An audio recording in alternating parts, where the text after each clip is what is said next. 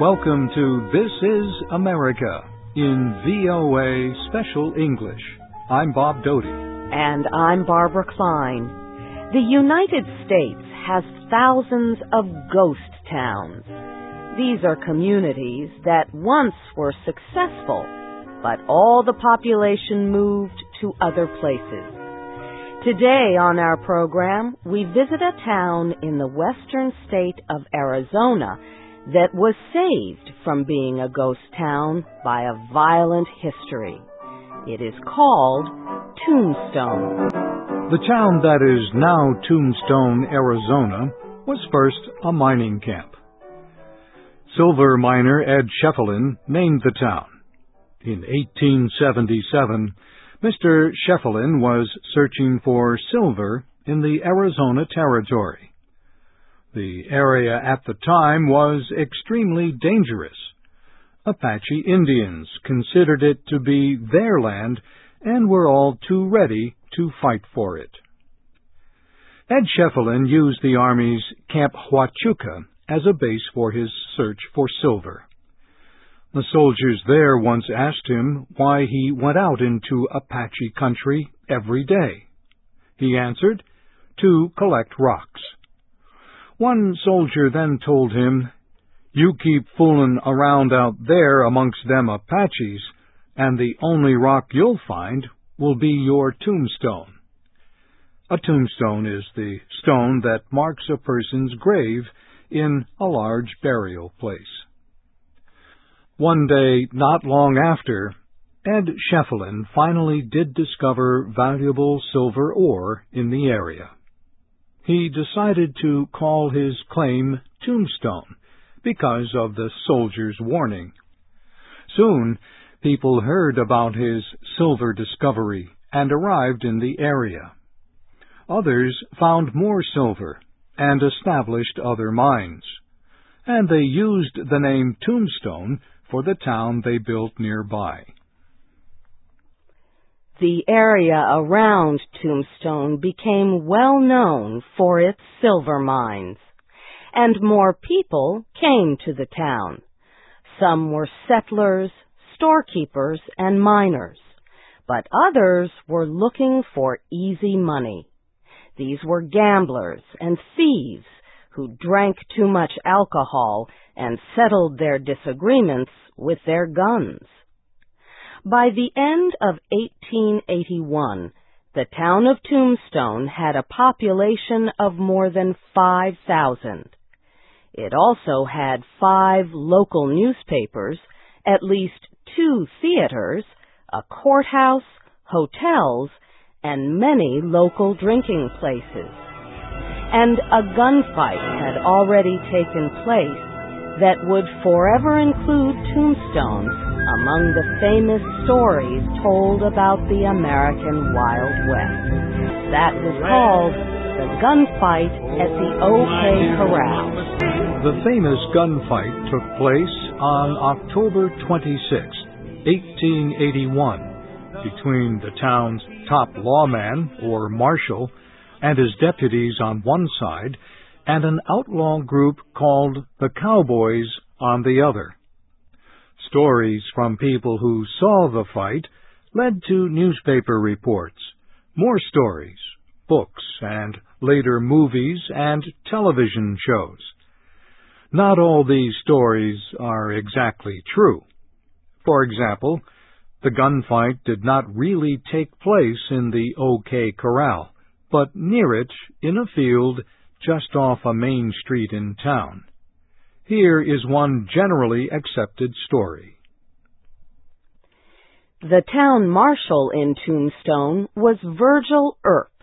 His brothers Wyatt and Morgan also lived in the town. In fact, Wyatt was deputy city marshal, and Morgan had been named a special policeman. The Earps had a long-standing dispute with the Cowboys. They had tried to arrest group members in the past for crimes such as robbery and murder. Members of the group included Billy Claiborne, Ike Clanton, Billy Clanton, Tom McLaury, and Frank McLaury. On the day of the famous fight, those men were gathered near the OK Corral, an enclosed area used to keep horses and other animals. They were armed, in violation of a town ban against carrying guns. They were also drinking alcohol and threatening to kill the Earp brothers. Virgil Earp decided that it was his duty to disarm them. His two brothers and a friend, the gunfighter Doc Holliday, went along to help. The four walked down the street toward the corral. Virgil Earp told the cowboys to surrender their weapons.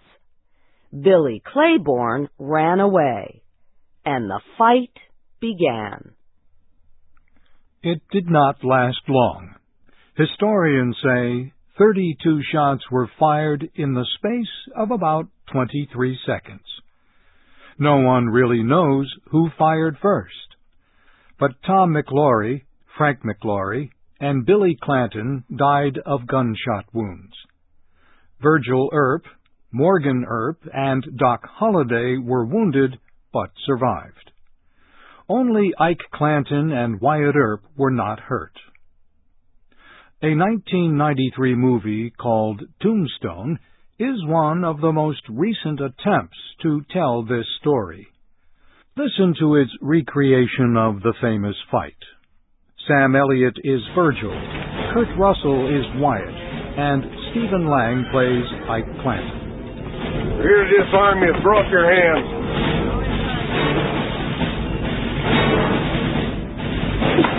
Oh, not what I want. Oh, my God.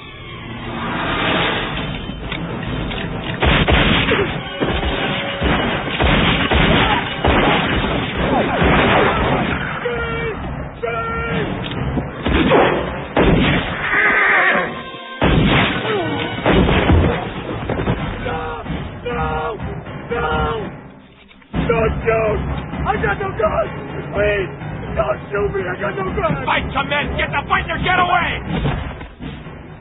The Earps and Doc Holliday were arrested for murder and tried in the courthouse. A judge decided they had acted within the law. Wyatt Earp spoke in his own defense at the trial. Here is part of the local newspaper's report of what he said.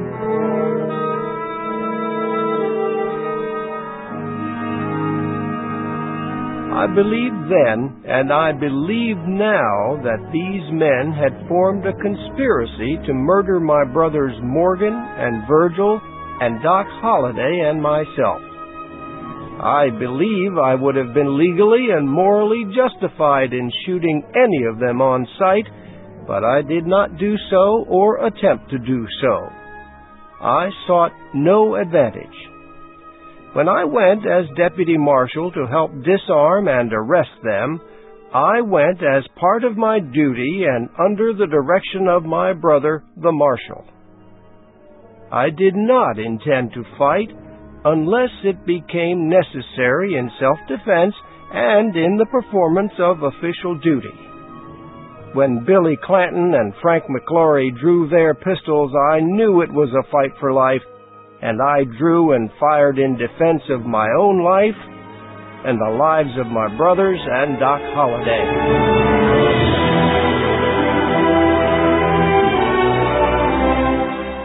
Some people still dispute this. They say the Earps and Doc Holliday did not fire in self-defense, but used the law as an excuse for murder. Experts say one of the reasons the gunfight is so interesting to many people is that no one knows who shot first or why. But we do know that the violence between the Earps and the cowboys did not end at the OK Corral. 2 more attempts to kill the Earp brothers took place after the famous fight. The first injured Virgil. The second killed Morgan. Wyatt, Doc Holliday, and others decided to hunt down and kill those members of the Cowboys they felt were responsible. Today, the gunfight at the OK Corral brings visitors from all over the world to the small town of Tombstone. The latest information from the Tombstone Chamber of Commerce says the town has a population of almost 1,800 people, but it welcomes between 100,000 and 400,000 visitors each year. Every day at the OK Corral, actors recreate the famous gunfight. But other gunfighters are remembered in Tombstone, too. An outdoor restaurant called Six Gun City recreates some of the other real gunfights that took place in Tombstone. For example, one recreation plays out the gunfight that killed Billy Claiborne, a member of the Cowboys gang who ran from the OK Corral. He was killed by gunfighter Frank Leslie on the main street in Tombstone. In fact, a marker near the spot tells what happened. It says, "Buckskin Frank Leslie killed Billy Claiborne here on November 14th, 1882. Gunfighters and others who died in those early Tombstone years are buried in the local graveyard, Boot Hill. It was named Boot Hill because many of those buried there died violently, or, as the saying goes, with their boots on. Burials there ended after 1884, but the cemetery was restored in the 1930s. Only a few headstones survive, but small metal signs mark the graves. Many simply say unknown, but others include short sayings. One that has been repeated many times says, "Here lies Lester Moore, 4 slugs from a 44. No less, no more." People from all over the world visit Tombstone to experience a small part of the old American West. They want to imagine what it would have been like to live in a place like Tombstone. It does not really matter if all the old stories are true or not. The people of Tombstone are only too happy to welcome them to a place known as the Town Too Tough to Die.